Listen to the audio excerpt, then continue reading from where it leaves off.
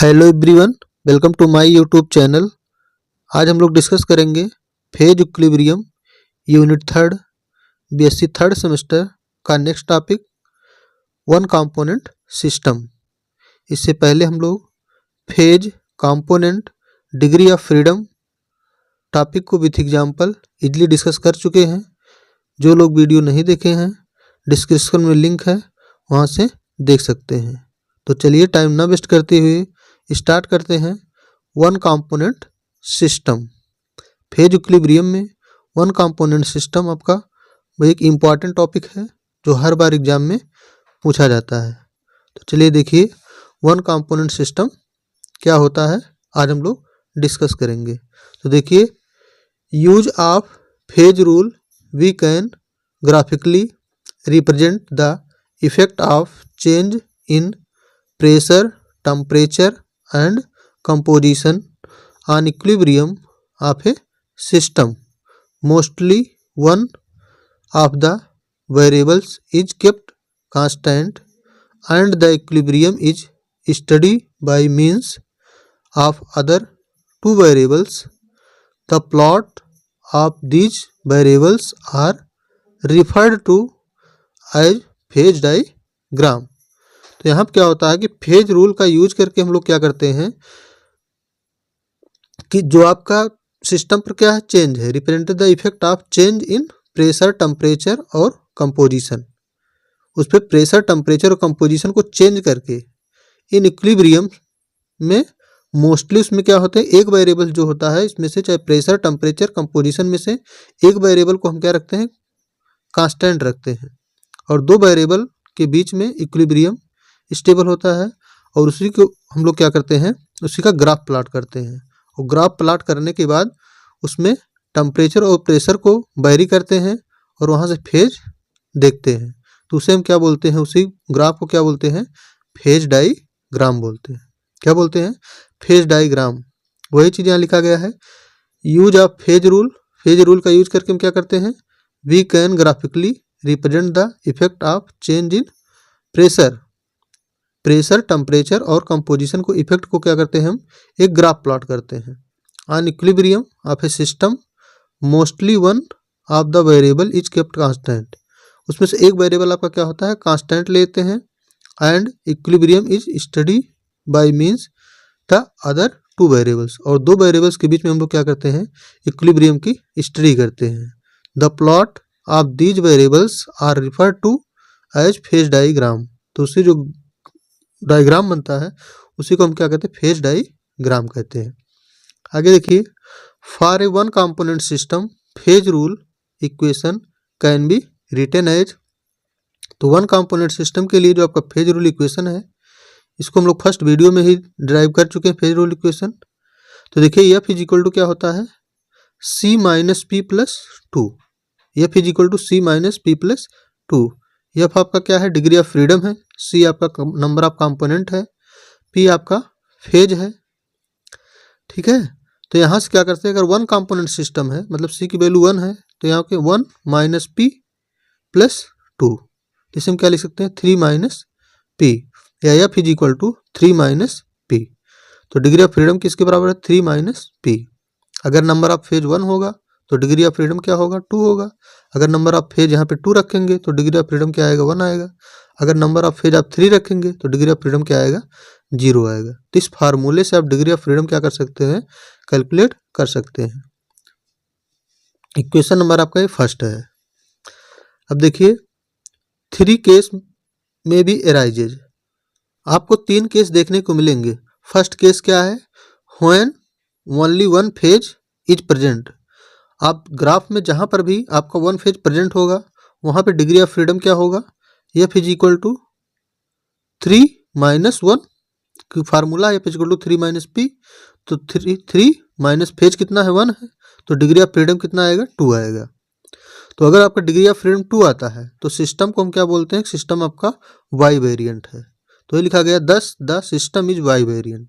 अब bivariant का मतलब क्या है, उस सिस्टम में आपको 2 पैरामीटर्स आपको बताने पड़ेंगे। जिस उस पॉइंट पे जहाँ पर फेज क्या होगा, 1 होगा, वहाँ पे 2 पैरामीटर आपको बताने पड़ेंगे, तब जाके फेज आपका डिफाइंड होगा। जैसे टेम्परेचर और प्रेशर दोनों वहाँ पे बताना पड़ेगा।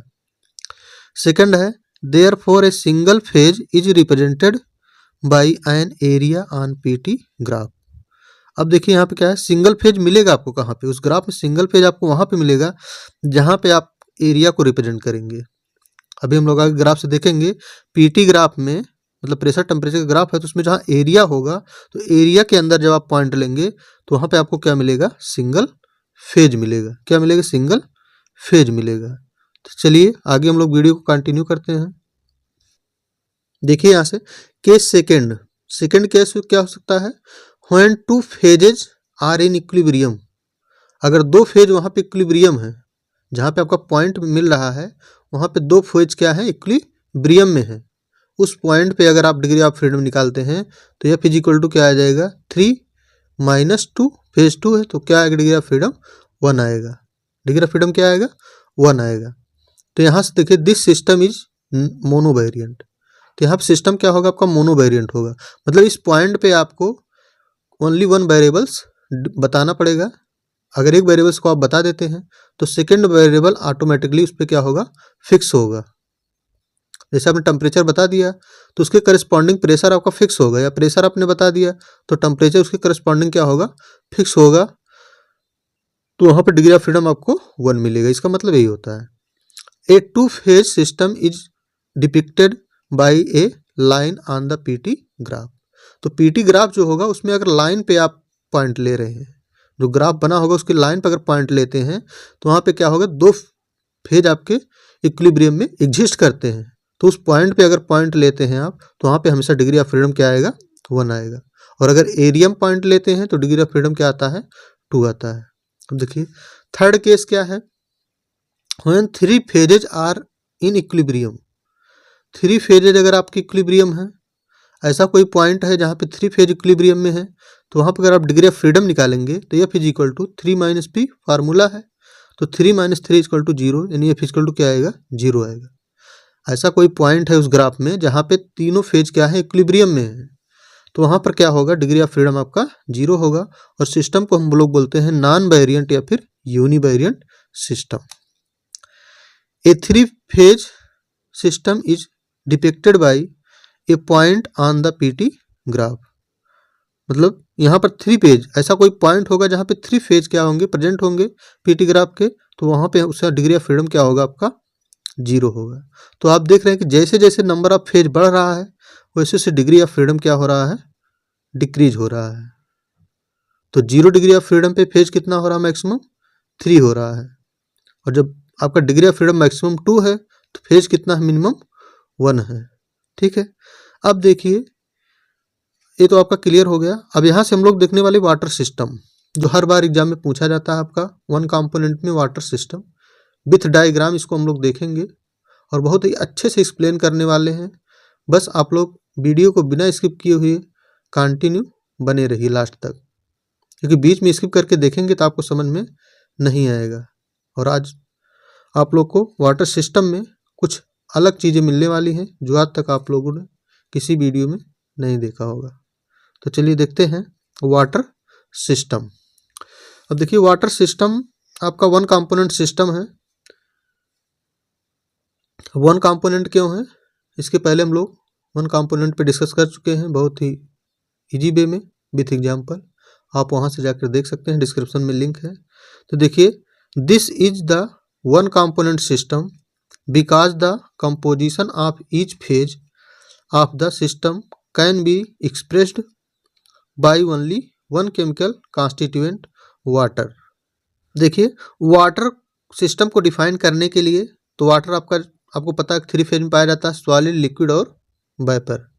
और तीनों फेज को बताने के लिए अगर आपको बताना पड़ेगा कि वेपर किसका है तो H2O, लिक्विड किसका है, वाटर है, और आइस किसका है तो वाटर है।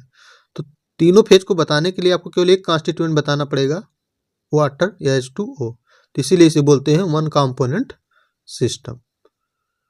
क्या बोलते हैं, 1 कंपोनेंट सिस्टम, क्योंकि पूरे सिस्टम को डिफाइन करने के लिए, सिस्टम के तीनों फेज को डिफाइन करने के लिए आपको क्या बताना है, केवल वाटर बताना है। इसलिए इसे क्या बोलते हैं हम, 1 कंपोनेंट सिस्टम। चलिए आगे वीडियो को कंटिन्यू करते हैं। यहाँ से देखिए फेज डायग्राम आपको बनाया गया है। पहले आप देख लीजिए, water can exist in 3 phases namely solid, liquid and vapour.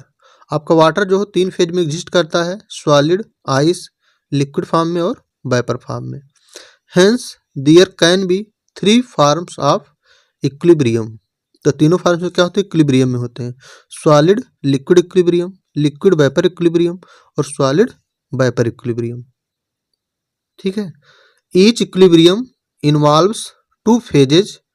The phase diagram for water system is shown in figure, जैसा आपको फिगर में दिखाया गया है। अब देखिए यहाँ से हम लोग डिस्कस करेंगे फिगर पे। अब देखिए फिगर आपको बनाया गया है। देखिए एक कर्व आपका है बी से ओ तक। एक ग्राफ आपका स्टार्ट हो रहा है ओ पॉइंट से, तो बी तक जा रहा है, फिर ओ पॉइंट से स्टार्ट होकर के सी तक जा रहा है और ओ पॉइंट स्टार्ट होकर के ए तक जा रहा है। इधर देखिए आपका प्रेशर है, प्रेशर ऊपर की तरफ इंक्रीज कर रहा है। इधर आपका क्या है? टेम्परेचर दिखाया गया है। जो बी पॉइंट का टेम्परेचर है -273 डिग्री सेल्सियस है। उसके बाद टेम्परेचर 0 डिग्री सेल्सियस है, फिर 0.0075 डिग्री सेल्सियस है, फिर 100 डिग्री सेल्सियस है और मैक्सिमम टेम्परेचर आपका 374 डिग्री सेल्सियस है। इधर टेम्परेचर देखेंगे तो 4.68 mm मर्क्यूरी का है। यहाँ पे 760 mm मर्क्यूरी मतलब 1 atm का प्रेशर है और यहाँ पे इतने atm का प्रेशर है। अब देखिए कोई सिस्टम है जिसका एक ग्राफ बना हुआ है। अब देखिए जैसे मान लीजिए कोई सिस्टम है। अब आप यहाँ से अगर टेम्परेचर इंक्रीज कर रहे हैं और प्रेशर अगर आप कांस्टेंट रखते हैं, प्रेशर आपने 1 atm का रखा है और टेम्परेचर आप धीरे धीरे क्या करते हैं? इंक्रीज करते हैं। तो जैसे आप टेम्परेचर धीरे धीरे इंक्रीज करेंगे तो यहाँ पर क्या होगा? पॉइंट अगर यहाँ पर देखिए, यहाँ पर क्या है आपका? ये पूरा एरिया किसका है? सॉलिड है। पूरा क्या है? आइस है। तो टेम्परेचर जैसे जैसे आप इंक्रीज करेंगे और प्रेशर आपका क्या है? कांस्टेंट है। तो टेम्परेचर इंक्रीज करते जाएंगे, इंक्रीज करते जाएंगे, इंक्रीज करते जाएंगे। इंक्रीज करते करते आप एक ऐसे पॉइंट पे आएंगे जहाँ पर आपका आइस जो होगा वो लिक्विड में कन्वर्ट होना स्टार्ट हो जाएगा। आपका जो आइस होगा, टेम्परेचर आप आइस का बढ़ाते जाएंगे, बढ़ाते जाएंगे, बढ़ाते जाएंगे, तो आपका क्या होगा? यहाँ इस पॉइंट पे आने के बाद आपको लिक्विड में कन्वर्ट होना स्टार्ट हो जाएगा। अब इसके बाद भी अगर आप कंटिन्यू टेम्परेचर बढ़ा रहे हैं तो थर्मामीटर में जो आपका टेम्परेचर, अगर आपने उस सिस्टम में थर्मामीटर लगाया हुआ है तो थर्मामीटर में जो टेम्परेचर होगा वो इंक्रीज नहीं होगा, आपको कांस्टेंट दिखे। क्यों? क्योंकि इस पॉइंट पे आने के बाद जो आपकी हीट होगी वो यूटिलाइज होती जाएगी। अब यूटिलाइज क्यों होगी? क्योंकि यहाँ पे आइस आपका लिक्विड में कन्वर्ट हो रहा है। आइस आपका किस में कन्वर्ट हो रहा है? इस पॉइंट पे लिक्विड में कन्वर्ट हो रहा है। तो वहाँ पर अगर आप हीट इंक्रीज करते जाएंगे, इंक्रीज करते जाएंगे, तो वहाँ पे क्या होगा? जो भी हीट आप दे रहे हैं वो आइस को लिक्विड में कन्वर्ट होने में यूटिलाइज हो जाएगी। इसलिए वहाँ पे टेम्परेचर आपको थोड़ी देर के लिए क्या दिखेगा? कांस्टेंट दिखेगा। अब देखिए इस पॉइंट पे आने के बाद, अब इस पॉइंट पे क्या होगा? इक्विलिब्रियम किस में है? सॉलिड और लिक्विड में, क्योंकि एरिया आपका लिक्विड है, एरिया आपका क्या है? सॉलिड है। तो सॉलिड और लिक्विड में क्या होगा? इक्विलिब्रियम होगा। और फिर अगर आप टेम्परेचर कंटिन्यू बढ़ाते जा रहे हैं और प्रेशर आप कांस्टेंट रखे हैं, 1 atm प्रेशर ही है, मतलब आइसोथर्मल प्रोसेस की तरह आपका है। तो यहाँ पर क्या है? 1 atm प्रेशर आपका कांस्टेंट रखे हैं और हीट आप बढ़ाते जाएंगे। जैसे आप यहाँ पर पहुँचते हैं 0.0075 डिग्री सेल्सियस, आप देखेंगे कि यहाँ पर क्या हो जाएगा आपका? यहाँ से आपका लिक्विफिकेशन, यहाँ पूरा तरह से लिक्विड इधर हो जाएगा। अब आपको लिक्विड मिल गया और फिर आप कंटिन्यू टेम्परेचर को बढ़ाते जा रहे हैं, प्रेशर आप कांस्टेंट रख रहे हैं, बढ़ाते जा रहे हैं, बढ़ाते जा रहे हैं। इंक्रीज करने के बाद जैसे आप 100 डिग्री सेल्सियस पे पहुँचेंगे तो आपको इस पॉइंट पे पहुँचेंगे और इस पॉइंट पे देखेंगे कि आपका जो लिक्विड होगा वो वेपर में कन्वर्ट होना स्टार्ट हो जाएगा। तो यहाँ पर लिक्विड और वेपर के बीच में क्या मिलेगा? इक्विलिब्रियम मिलेगा। यहाँ पर वेपर और लिक्विड के बीच में क्या होगा? इक्विलिब्रियम मिलेगा। जैसे आप लोग इस फिगर को जब बुक में देखते हैं तो यही चीज़ आपको समझ में नहीं आती। यहाँ पे आप समझ नहीं पाते हैं, फिगर को विजुलाइज नहीं कर पाते हैं। तो देखिए, लेकिन आपको आज हर एक चीज़ यहाँ से बहुत अच्छे से क्लियर किया जाएगा। हर एक डाउट आपका यहाँ से आज क्लियर हो जाएगा। तो देखिए यहाँ पे आने के बाद आपका क्या होगा? वेपर बन जाएगा। तो वेपर और लिक्विड में इक्विलिब्रियम, फिर आगे आप टेम्परेचर बढ़ाते जाएंगे तो इधर क्या मिलेगा आपको? ओनली वेपर मिलेगा। अब देखिए अभी जो लोग पीछे पढ़ रहे थे केस 3 केस, थर्ड केस होता है। तो फर्स्ट केस में हमने क्या देखा था कि डिग्री ऑफ फ्रीडम जो आया था वो 2 आया था और क्यों आया था? अब देखिए यहाँ पर है तो ये पॉइंट जो आपका एरिया में है, अगर इस पॉइंट पे आप डिग्री ऑफ फ्रीडम निकालना चाहते हैं तो पॉइंट कहाँ लिया गया है?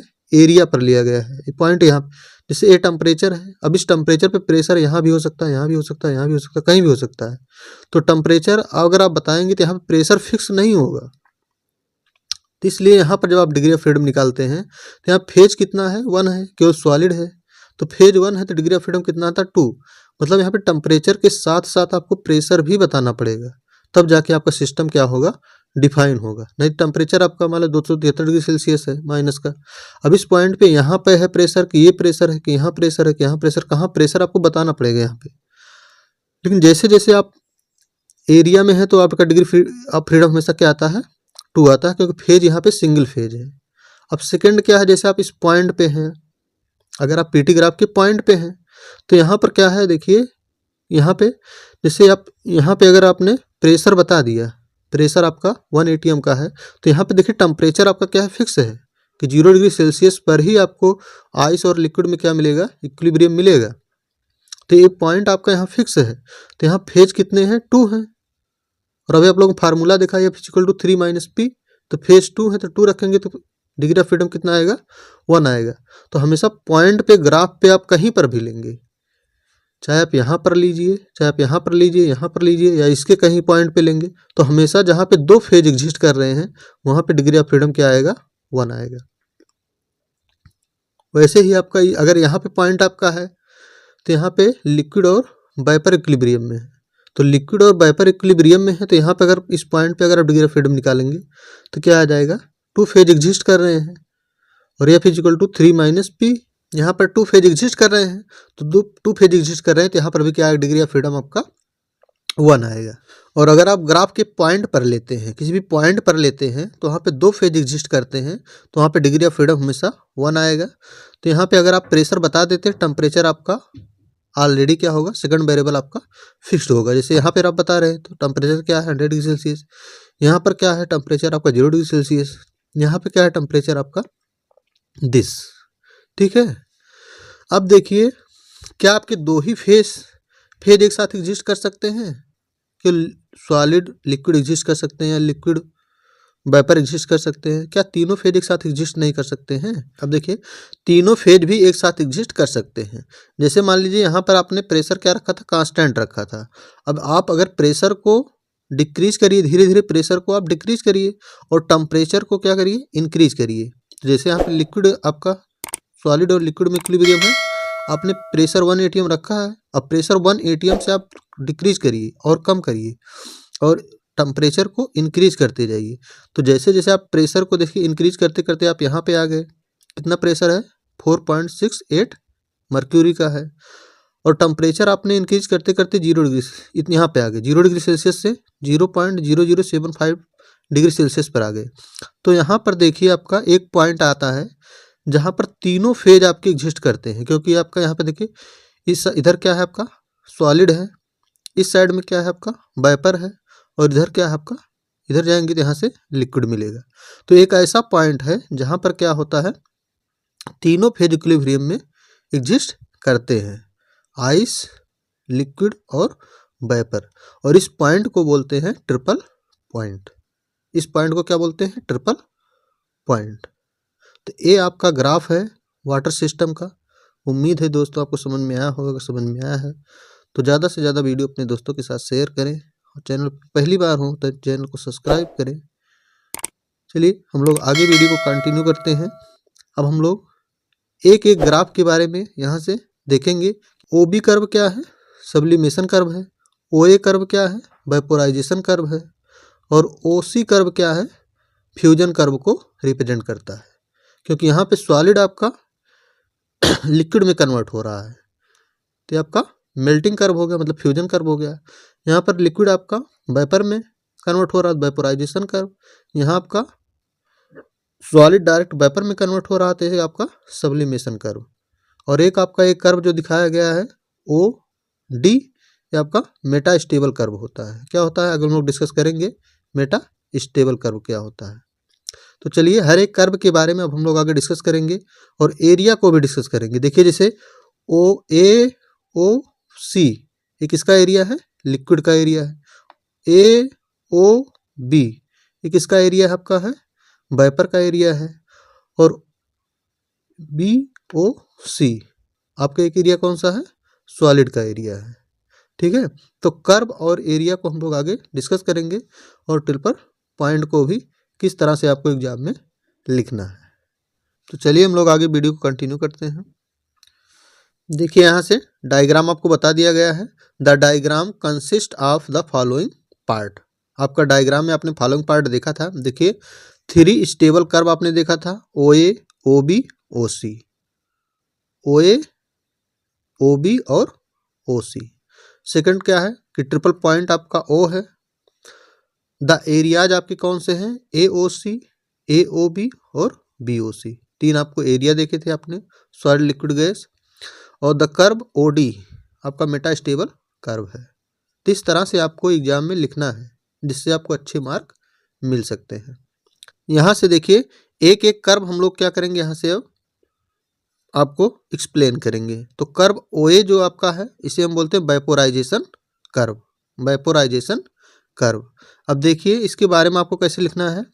The curve O A represent the equilibrium between liquid water and water vapour. तो कर्व क्या करता है, इक्विलिब्रियम, और इक्विलिब्रियम किसमें किसमें रिप्रेजेंट करता है, लिक्विड वाटर और वेपर में।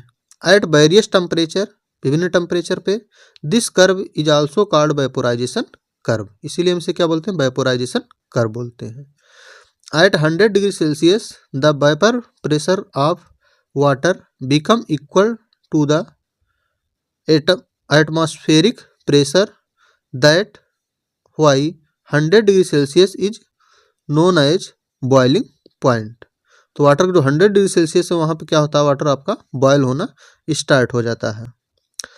To define any point on this curve one of the variables pressure और टेम्परेचर आर आर्बिट्रली फिक्स्ड। इस पॉइंट पे आपका एक वेरिएबल्स क्या होता है, आर्बिट्रली फिक्स्ड होता है। The other variable will be automatically fixed. अभी आपको बताया गया था कि इस कर्व पे क्या होता है कि एक पॉइंट आपको, एक वेरिएबल आपको बताना है, चाहे टेम्परेचर बता दीजिए या फिर प्रेशर बता दीजिए, अगला आपको ऑटोमेटिकली क्या हो जाता है, फिक्स्ड हो जाता है। तो वही चीज़ यहाँ पर लिखा गया है। Because each temperature corresponding to definite pressure, अगर आप टेम्परेचर बता रहे हैं तो उसके करेस्पॉन्डिंग एक डिफिनिट प्रेशर होता है, एंड वाइस वर्सा। अगर आप वहाँ प्रेशर बता रहे हैं तो उसके करेस्पॉन्डिंग क्या होगा, कि डिफिनिट टेम्परेचर होगा। The degree of freedom of the system is 1, that is the system is univariant. अभी आपको बताया गया कि उस कर्व पे, अगर उस कर्व के पॉइंट पे कहीं पर भी आप डिग्री ऑफ फ्रीडम निकालते हैं तो आपका क्या आता है, 1 आता है, क्योंकि वहाँ पर 2 फेज क्या कर रहे हैं, एग्जिस्ट कर रहे हैं। तो 2 फेज एग्जिस्ट करेंगे तो डिग्री ऑफ फ्रीडम क्या आएगा, 1 आएगा। तो सिस्टम कैसा होगा, आपका यूनिवेरिएंट होगा। तो फेज रूल इक्वेशन से हम लोग देखेंगे आगे। चलिए वीडियो को आगे कंटिन्यू करते हैं। देखिए phase rule equation also confirm it, F is equal to C minus P plus 2 आपका फेज रूल इक्वेशन है।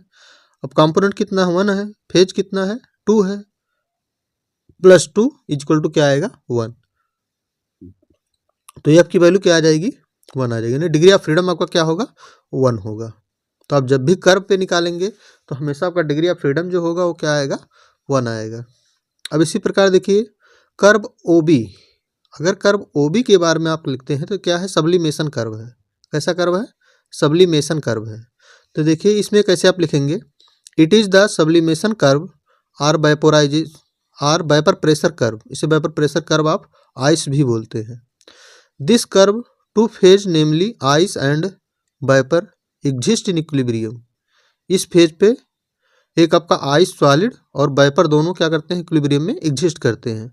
This curve O B has 1 degree of freedom and is univariant. तो यहाँ पर भी क्या होगा, डिग्री ऑफ फ्रीडम आपका 1 होगा, सिस्टम कैसा होगा, यूनिवेरिएंट होगा। The curve started at point O, point O से आपका कर्व स्टार्ट होता है, and end point B that is absolute 0 minus 273 degree Celsius.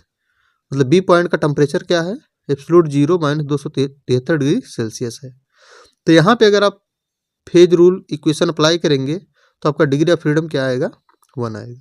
मतलब कर्व के किसी भी पॉइंट पे अगर आप डिग्री ऑफ फ्रीडम कैलकुलेट करेंगे तो हमेशा क्या आएगा, सिस्टम यूनिवेरिएंट आएगा। और यूनिवेरिएंट का मतलब आपको बार बार बताया जा रहा है कि एक वेरिएबल को बताने की जरूरत है, दूसरा आपका ऑटोमेटिकली फिक्स्ड हो जाएगा।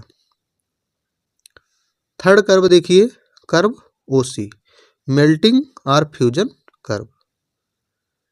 तो देखिए, at this curve represent the equilibrium between ice and water. along this curve two phase coexist in equilibrium। यहाँ पर भी दो फेज आपके एग्जिस्ट करेंगे इक्विलिब्रियम में, आइस और वाटर, मतलब सॉलिड और लिक्विड। The curve OC start at point O but there is no limit for this curve. The melting point of ice is lowered by increasing the pressure. आप pressure increase करेंगे तो melting point of ice का क्या होगा, कम होगा, lowered होगा। Therefore according two phase rule, अगर phase rule के अनुसार यहाँ भी आप डिग्री ऑफ फ्रीडम निकालेंगे तो देखिए क्या आता है। हम लोग आगे वीडियो को कंटिन्यू करते हैं। देखिए यहाँ से F is equal to C minus P plus 2, तो 1 माइनस 2 प्लस 2 इक्वल टू क्या आ जाएगा, 1। मतलब एफ इज इक्वल टू क्या होगा, 1। तो कर्व पे हमेशा आपका सिस्टम क्या होगा, यूनिवेरिएंट होगा। अब नेक्स्ट हम लोग बात करेंगे एरियाज जो आपके हैं। तो एरियाज में देखिए, the curve O A O B and O C divided the phase diagram. Phase diagram के लोग डिवाइड करते हैं इनटू 3 एरियाज में, 3 एरिया में डिवाइड करते हैं, namely A O C, A O B and B O C. 3 area में लोग डिवाइड करते हैं जिसका नाम क्या है, A O C, A O B and B O C. Each area a single phase has stable existence. सभी area में क्या होता है, सिंगल फेज आपका एग्जिस्ट करता है। Therefore in the area A O B only vapour phase exist. A O B में केवल वेपर फेज एग्जिस्ट करता है एक एरिया में। In the area B O C only ice phase exist, केवल आइस फेज एग्जिस्ट करेगा, solid आपका। In the area A O सी जो एरिया है ओनली लिक्विड फेज एग्जिस्ट, उसमें क्या होगा, लिक्विड होगा। अब यहाँ पर देखिए फेज क्या है आपका, 1 है, 1 फेज है। तो डिग्री ऑफ फ्रीडम अगर निकालेंगे तो सी माइनस पी प्लस 2, तो कंपोनेंट 1 कंपोनेंट आप स्टडी कर रहे हैं, फेज 1 है प्लस 2, तो डिग्री ऑफ फ्रीडम कितना आएगा, 2 आएगा।